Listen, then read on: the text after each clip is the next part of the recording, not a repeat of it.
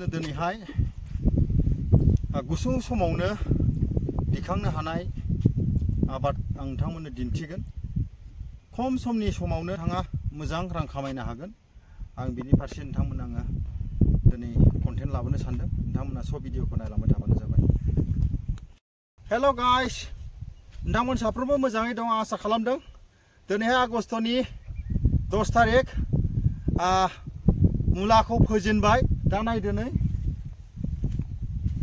मुला फोजेननाय जाबाय। दा बे मुलाया गैयाब्लाबो दाख्लि जुलाइ मासनि 15 तारिखसोआव बेखौ फोनाय जादोंमोन। दा नायदो नै उइथिन 20 दिनावनो नै दा मुलाया बे फानजानाय जाबाय। नायनै मुलाया फानजानाय जाबाय। नोंथांमोना मिथिगौ जिथुनाखि बे अफ सिजननि मुला बेनि दामा माबायदि नोंथांमोना बेखौ मिथिखागौ। दासान्दि मुथायाबो बिराद फिसा फिसा मुथा मोनथामजों 50 ताकायाव बे मुलाखौ फाननाय जादों। मिथिदो एसे नै बारा बुरजा नङा, नै बारा बुरजा नङा आरोखि। बेयाव फोनाय जादों बेखौ जास्ट ओरैनो संख्रि बानलु जानो थाखाय बेखौ फोनाय जादों। दा नोंथांमोनाबो फोनो हागोन जुदि थाबनो उइथिन 20-25 दिनावनो जुदि मोजां रां खामायनोब्ला नोंथांमोनाबो मुला फोनो हागोन। बेनिफ्राय ओरैबायदि मुला फोदों जोंनिथिंजाय बिगा 4 बिगा 5 बिगा बेबायदि मुला मानसिफ्रा फोदों। खिन्थु आंहा एसे गुबुन टारगेटखाय आं फोनाय जायाखै। नैबे जोंहा पटल मालिकनिनो बे मुलाया दै बिथांनिनो। बबे जोलैखौ गायनांगौ नोंथांमोना आं खोन्थागोन, खिन्थु जोलै मोजां जानांगोन।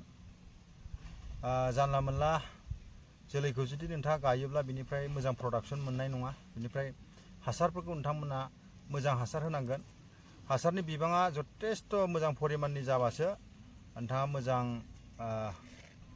मुलाम्फा थिखोनो हागोन बा आबादखौ मोजां दिखांनो हागोन।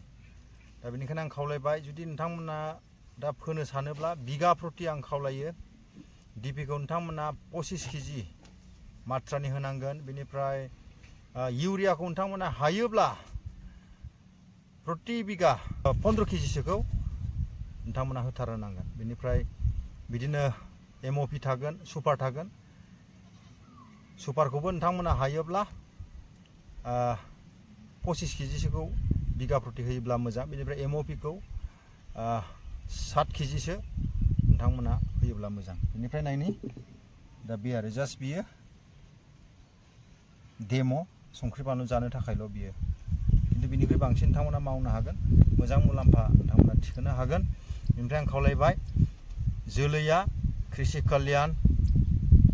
नोंथांमोना बेखौ बिलाइनि थाखाय जुदि फोयोब्ला मोजां। बेनिफ्राय जुदि बेदरनि थाखायबो दङ, नोंथांमोना बेखौबो मावनो हागोन। बेदरनि थाखाय पाहुजा सीड्स आरो फुजा गोल्ड बे मोननैखौ फोबानो जाबाय। स' गाइस, आं भिडिअखौ एसेयावनो दोनथ'बाय। Thank you.